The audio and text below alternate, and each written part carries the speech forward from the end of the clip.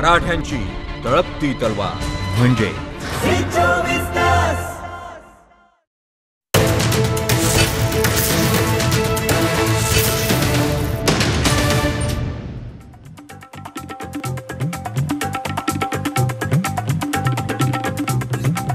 नमस्कार, मी रेश्मा साळुंखे. रोकठोक या विशेष चर्चात्मक कार्यक्रमात आपल्या सगळ्यांचं स्वागत.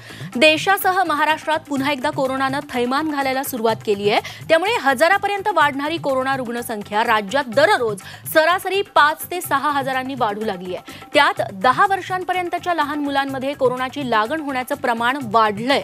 सध्या शाळा बंद असल्या तरी गर्दीच्या ठिकाणी जाणं, बाहेर खेळणं यामुळे लहान मुलं देखील कोरोनाच्या कचाट्यात येत आहेत. वर्षभरात म्हणजे मागच्या वर्षभरात 70,000 मुलांना कोरोना झाला होता. मात्र आजच्या घडीला राज्यात 10 वर्षांखालील मुलं कोरोना बाधित होण्याचं प्रमाण हे 3.35% इतकं झालंय. लहान मुलांमध्ये चांगली रोगप्रतिकारक शक्ती असल्यानं त्यांच्यात कोणतीही गंभीर लक्षणं दिसत नाहीत, पण ते कोरोनाचे कॅरियर बनतात. त्यामुळेच लहान मुलांचा कोरोनापासून बचाव करण्यासाठी काय करायला हवं? कोरोना पॉझिटिव्ह मुलं घरातल्या इतरांसाठी कॅरियर ठरू शकतात का? मुलांमध्ये कोरोना वाढतोय तर अजून पुढचे काही महिने शाळा बंद ठेवाव्यात का? भविष्यात लहान मुलांसाठी देखील कोरोनाची लस येऊ शकते का? या आणि अशा वेगवेगळ्या मुद्द्यांवरती सविस्तर चर्चा करणार आहोत आजच्या रोकठोक या कार्यक्रमात.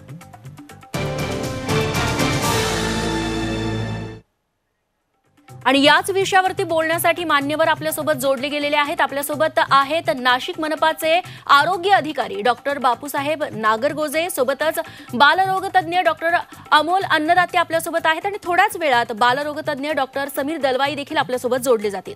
सुरुवातीला डॉक्टर अन्नदाते यांच्याकडे जातीय. अन्नदाते, मागच्या वर्षभरातलं बघायला गेलं तर जवळपास 70,000 मुलांना कोरोनाची लागण झाली होती. त्यांच्यात मुळात कोरोना होण्याचं प्रमाण कमी असतं आणि झाला तरी सौम्य लक्षणं असतात. त्यामुळे लहान मुलांकडे इतकं गांभीर्यानं बघितलं जात नव्हतं. मात्र आता लहान मुलांमध्ये देखील कोरोनाचा प्रादुर्भाव वाढू लागलाय अशी आकडेवारी सांगतेय. जशा कोरोनाचं ही साथ पुढे सरकेल तसं लहान मुलांमधला संसर्ग वाढणं हे साहजिक आहे. आणि काय आहे की लहान मुलं सौम्य आहेत किंवा त्यांच्यामध्ये मृत्यूदर हा अत्यंत कमी आहे. जर स्वस्थ मुलं असेल तर तो 0च आहे. जर त्या मुलाला इतर काही लहान मुलांमध्ये कोमॉर्बिडिटीज असतात, किडनीचे आजार, जर तो आजार असेल काही प्रमाणामध्ये मृत्यूदर आहे पण तो अत्यंत नगण्य आहे. पण म्हणून आपल्याला त्यांना दुर्लक्षून चालणार नाही. याचं सगळ्यात महत्वाचं कारण आहे की लहान मुलं ही घरामध्ये सगळ्यात मोठी सुपर स्प्रेडर्स ठरू शकतात. म्हणजे असं म्हटलं तर चुकीचं ठरणार नाही की आजी आजोबांना होणारा कोरोना, आजी आजोबांमध्ये कोरोनाचा मृत्यू याच्यासाठी घरातली लहान मुलं, नातवंड जबाबदार ठरू शकतात असं एक विधान केलं तर ते चुकीचं ठरणार नाही. आणि म्हणून आपल्याकडे आणि काय झालंय की सुरुवातीपासून आपण टेस्टिंग जे 3T वापरतोय, ट्रेसिंग, टेस्टिंग, आयसोलेशन हे सगळं करतोय. पण याच्यामध्ये लहान मुलांची गणना कुठेच होत नाहीये. घरातल्या अगदी 1 महिन्याचं जरी 2 महिन्याचं जरी बाळ असेल तरी त्याची टेस्टिंग व्हायला पाहिजे हे अजून आपल्या आरोग्य खात्याच्या गावीच नाहीये. तर हे महत्वाचं आहे. आणि एक सगळ्यात जरी लहान मुलांमध्ये सौम्य असलं तरी गेल्या 6 महिन्यांमध्ये आम्ही बऱ्यापैकी लहान मुलांमध्ये कॉम्प्लिकेशन्स बघतोय. त्याच्यामध्ये गुंतागुंत बऱ्यापैकी आम्हाला बघतोय. या गुंतागुंतीनंतर 3 ते 6 आठवड्यानंतर जी गुंतागुंत निर्माण होते त्याच्यामध्ये काही लहान मुलांचा मृत्यू झालेल्याही केसेस आहेत.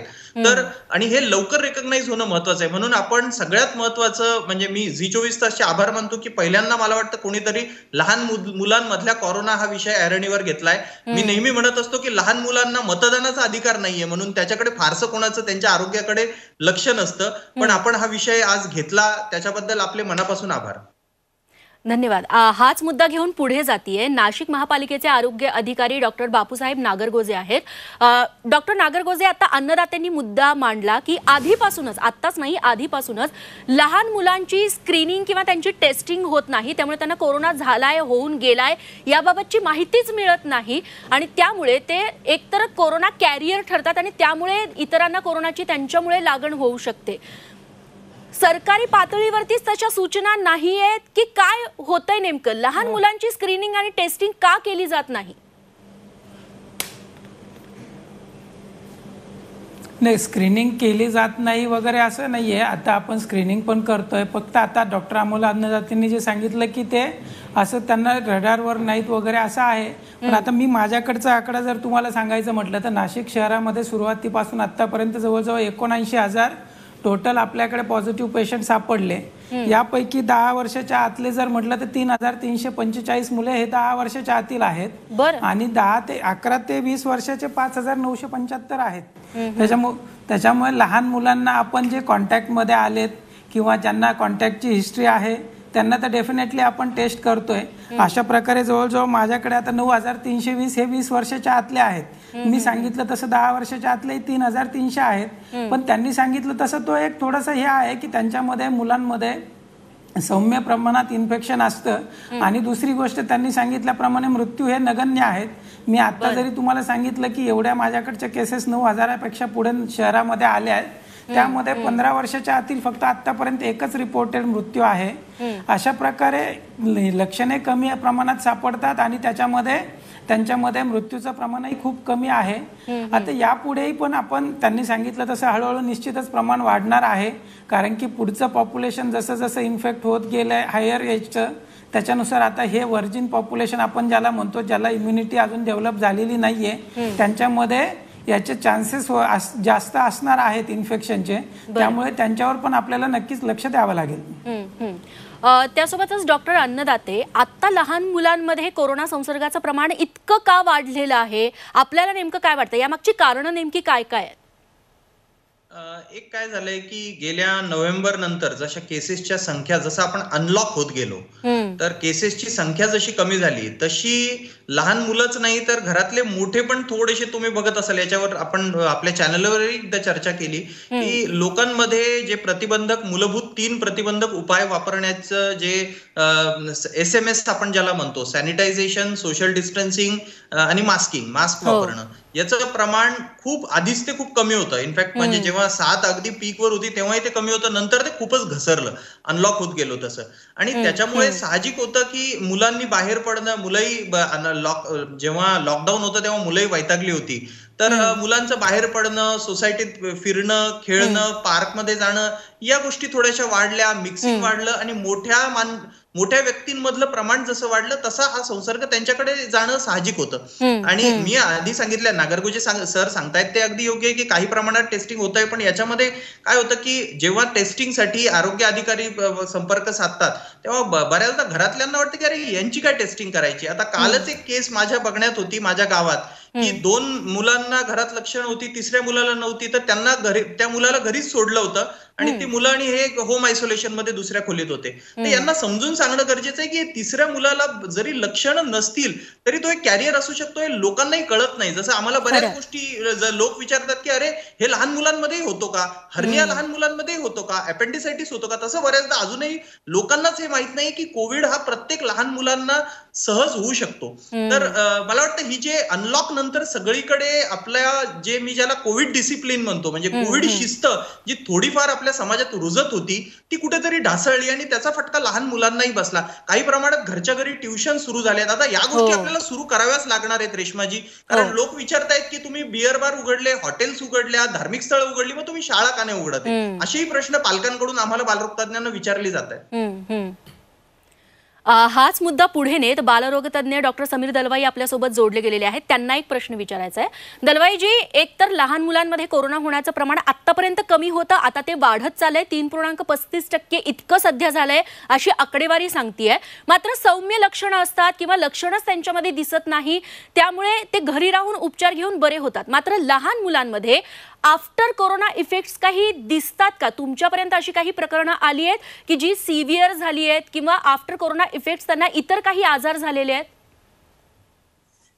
कोरोनाची लागवण झाल्यामुळे ऍक्च्युअल मुलांना आजाराची संख्या खूपच कमी आहे, आपण नेग्लिजिबल म्हणतो तशी आहे, आणि त्याच्यातून सिरियस काही कॉम्प्लिकेशन होण्याची तर टोटली नेग्लिजिबल आहे. कारण आपण जेव्हा समाजात अशा या आपण चर्चा जी अशी करतोय त्याच्यात कुठलाही धक्कादायक गोष्ट याचा गैरसमज होईल असं बोलू नये, म्हणून मी क्लिअरली हे म्हणतो की ते नेग्लिजिबल आहे, त्याच्याबद्दल विचार करण्यासारखं नाही. आता जसे डॉक्टर अमोल म्हणाले, आपल्याला एक लक्षात घ्यावं लागेल की आता जी एक भीती मी बघतोय की वाढत चाललंय, एक लक्षात घ्या, व्हायरल इन्फेक्शन आहे.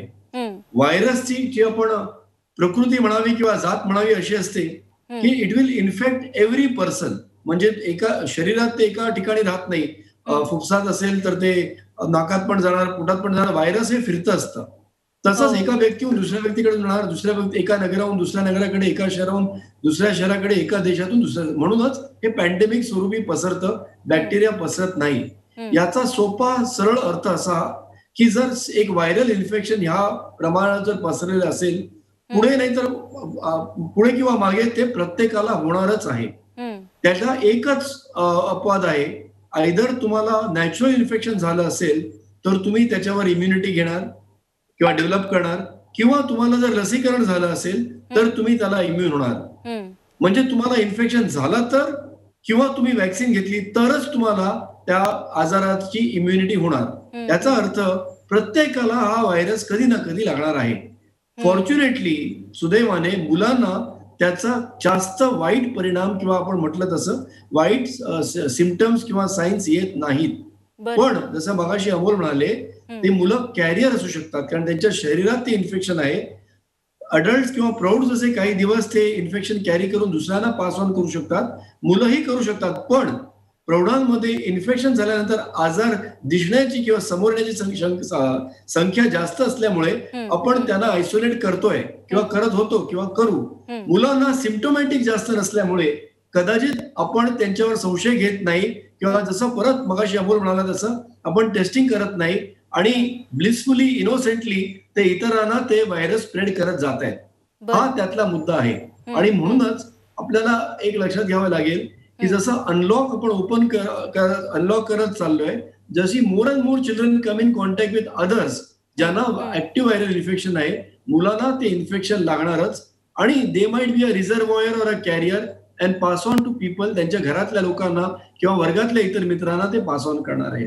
तेव्हा पॅन्डेमिक म्हटल्यावर जो मोठा एक पीक आला सुरुवातीला तसा आता येणे नाही, कारण ऑलरेडी 30-40%, 50% लोकांना ऑलरेडी इन्फेक्शन झालेलं आहे. आता आपण लसीकरण सुरू केलंय. पण पॅन्डेमिक म्हटलं तर त्याचप्रमाणे कमी व्हायला छोटे छोटे छोटे स्पाइक्स येत येत येत ते कमी होणार. एक मोठा पीक येऊन लगेच कमी होईल असं नाही.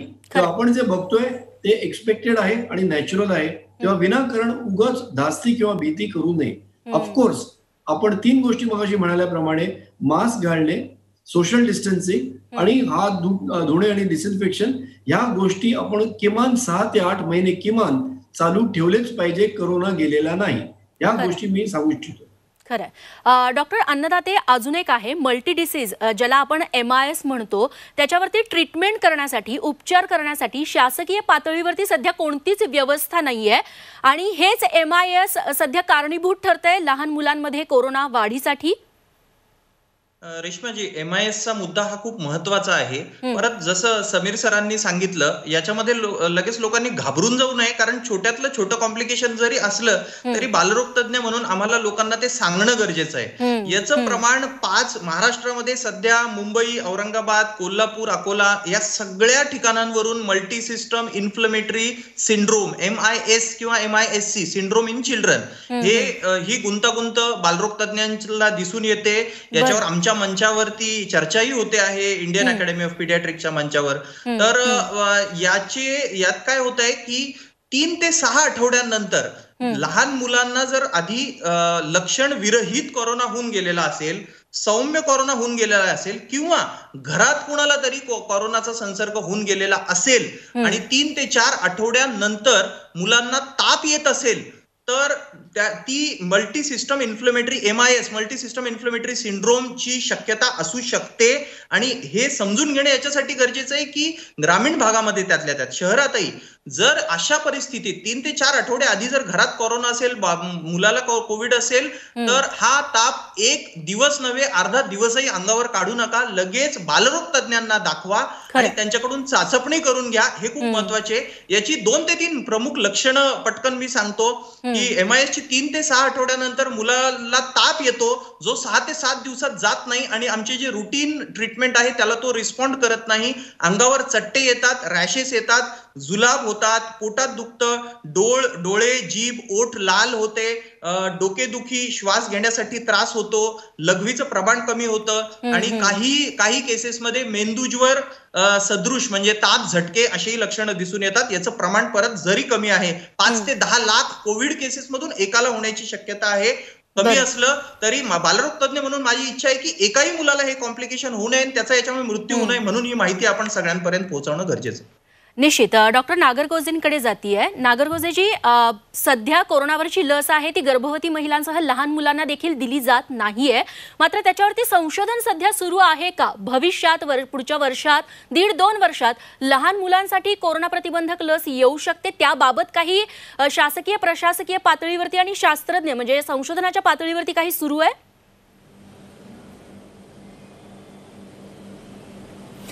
नक्कीच सुरू आहे. याच्यात आता आपल्याला जसं आता यांनी अमोल सरांनी सांगितलं की लहान मुलांमध्ये इन्फेक्शन कमी असतं वगैरे, हे बरोबर आहे. फक्त एवढंच आहे की त्यांनी सांगितलेलं हे सर्व शास्त्रीय दृष्ट्या बरोबर आहे, पण याच्यामध्ये फक्त घाबरून न जाता त्यांनी सांगितलं की 8-10 लोकांमध्ये एखाद्याला होऊ शकतं. तर हा पहिला मुद्दा आहे. दुसरा मुद्दा, आपण सांगितलं तसं लसीकरण चालू आहे. आपण सगळीकडे मीडियामध्ये पण ऐकलं, सगळीकडे हे केलं की हे इमर्जन्सीमध्ये आपण दिलेलं लसीकरण चालू केलेलं आहे. याच्यामुळे सेफ्टी डाटा लहान मुलांमध्ये अजून त्याच्यावर अवेलेबल नव्हता, म्हणून लहान मुलांना आणि गर्भवती महिलांना आपण सध्या देत नाहीये.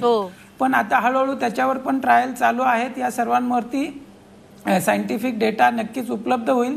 तो झाल्यानंतर जर लस त्यांच्यासाठी सुद्धा सेफ आहे असं त्या आपल्याला आउटकम मिळाल्यानंतर पुढे लसीकरण नक्कीच त्यांच्यासाठी सुद्धा सुरू होईल. याच्यात आता संशोधन चालूच आहे. पण जसं आता सगळ्यांचं आपण ऐकलं की हे पॅन्डेमिक असल्यामुळे जोरात पसरते, तर त्या काळात आपल्याला इमर्जन्सीमध्ये काहीतरी तर करणं आवश्यक होतं, म्हणून ही इमर्जन्सीची लस आता सध्या आपल्याला ह्या वयोगटात आपण देतोय 18 वर्षाच्या वरच्यांना. त्यामध्ये पण आपण सुरुवात करताना जे मोस्टली त्यांना हे आहे चान्सेस आहेत इन्फेक्शन होण्याचे, जसे की हेल्थ केअर वर्कर असतील, फ्रंटलाईन वर्कर्स असतील, त्यांच्यासाठी लसीकरण चालू आहे. हा डेटा सुद्धा आपल्याला हळूहळू मिळतोय. तर यामधून आपल्याला नक्कीच पुढे आतापर्यंत असं पाहिलं आपण की समजा मी नाशिक शहराचा विचार केला तर नाशिक शहरामध्ये आम्ही आतापर्यंत जेवढं लसीकरण केले त्यामध्ये कुणालाही असं गंभीर त्याच्यामधून कॉम्प्लिकेशन गुंतागुंत निर्माण झालेली नाही. आता हा असा आपल्याला हळूहळू सगळा सेफ्टी डाटा मिळतोय आणि यांचे सुद्धा ट्रायल्स चालू आहेत. त्याच्यातून मिळालेल्या माहितीनुसार आपल्याला पुढे त्याच्या हे करता येईल. लस त्यांच्यासाठी नक्कीच उपलब्ध होईल पुढे भविष्यात. निश्चित. आपल्या कार्यक्रमाची वेळ संपत आली आहे. शेवटचा प्रश्न घेऊन मी डॉक्टर दलवाई यांच्याकडे जाते. दलवाईजी, पालकांनी फार घाबरून जाण्याचं कारण नाहीये. एकीकडे जरी लहान मुलांमध्ये कोरोना संसर्गाचं प्रमाण वाढलेलं असलं तरी मृत्यूदर कमी आहे आणि लक्षणं कुठलीही नसतात, तरीही पालकांनी काय काळजी घ्यायला हवी लहान मुलांच्या बाबतीत? अगदी सोप्या भाषेत सांगायचं म्हणजे आपण इतर आजारांसाठी ज्या आपण काळजी घेतो आपण त्याच्या पलीकडे काही काळजी घ्यायची गरज नाही. मगाशी एक परत डॉक्टर साहेब बोलले, त्याच्या अगोदर डॉक्टर अमोल बोलले, मी पुन्हा म्हणतो ही सिरियस जी बाब आहे ती 10 लाख मुलांपैकी एका मुलाला होते. 10 लाख मुलांना जर कोरोना झाला त्याच्यातून एकाला होते असं डॉक्टर अमोल मगाशी म्हणाले. 10 मुलांपैकी एकाला नाही. आणि त्याच्यासाठी एवढं जरुरी आहे की तुम्ही बालरोग तज्ञांना दाखवा, पण त्या डॉक्टर डिसाईड करतील की त्याच्यात लाखोंपैकी एखादी लक्षण आहे की नाही, तर तुम्ही काळजी घ्यावी. दुसरा मुद्दा, तुम्ही ह्याच्यात बिलकुल पॅनिक होऊ नका. मला हे सांगायचं आहे की टीबी, मलेरिया, टायफॉइड आज अजूनही कोरोनापेक्षा मुलांना त्याची धास्ती जास्त आहे. आणि इतर ज्या लसी आहेत त्याच्यातही आपण स्ट्रगल करतोय की 70-80% पुढे लसीकरण जात नाहीये. त्याच्याकडे लक्ष द्या. मुलांमध्ये कोरोनाच्या लसीबद्दल जास्त डिस्कस करायची गरज नाही, कारण जर त्या आजाराचा मला त्रासच नाही तर त्याच्यावर लस का घ्यावी हा मुद्दा आहे. म्हणून मुलांना लस देत नाहीये. त्याचं संशोधन झालेलं नाही असं नाही. करायचं असतं तर मुलात पण त्याने संशोधन केलं असतं. केलं नाही कारण मुलांना त्याची गरज नाही. व्हॅक्सिनचा साईड इफेक्टचा पण मुद्दा नाही, पण कॉस्टचा पण आहे. त्या मुलांना व्हॅक्सिनची ताबडतोब गरज अजिबात नाही. गरोदर स्त्रियांच्या बद्दल आपण नंतर बोलू. तुम्ही एक प्रश्न मगाशी विचारलात की मुलांना ऍक्च्युली भीती कसली आहे. मुलांना वेगळ्या टाईपच्या भीती झालेली जास्त आहे. मुलं टीव्ही ऍडिक्ट झालेली आहेत, मोबाईल ऍडिक्ट झालेली आहेत, व्हिडिओ गेमिंग करतायत, इतर न बघू त्या गोष्टी टीव्हीवर बघतायत. मुलांकडे कोणी जसं बोलायला पाहिजे मोकळेपणाने बोलत नाहीये. त्यांच्यावर सायको सोशल म्हणजे मानसिक जे प्रॉब्लेम होत आहेत लॉकडाऊनमुळे, कोरोनाच्या इन्फेक्शनमुळे, पालकांनी त्या गोष्टींकडे आधी लक्ष देणं गरजेचं आहे. आपल्या चर्चेसाठी हाच मुद्दा होता. माफ करा, आपल्या कार्यक्रमाची वेळ संपत आली आहे, त्यामुळे तर पालकांनी आपल्या पाल्यांकडे लक्ष द्यावं आणि पाल्यांनी आणि पालकांनी दोघांनी एक गोष्ट लक्षात घ्यावी, ती म्हणजे SMS म्हणजे सोशल डिस्टन्सिंग, मास्क आणि सॅनिटायझर याचा जर तुम्ही वापर केला तर तुमच्या लहान मुलांना देखील तुम्ही कोरोनापासून दूर ठेवू शकता. हा सगळा कार्यक्रम, ही चर्चा याच्यासाठी घेतली, भीती घालायची नव्हती, पण तुम्हाला सतर्क करायचं होतं आणि काळजी कशी घ्यावी हे सांगण्यासाठी हा कार्यक्रम होता. मान्यवरांनी या चर्चेसाठी वेळ दिला, सगळ्यांचे आभार मानते. रोखोक या कार्यक्रमात इथेच थांबते. बघत रहा झी 24 तास.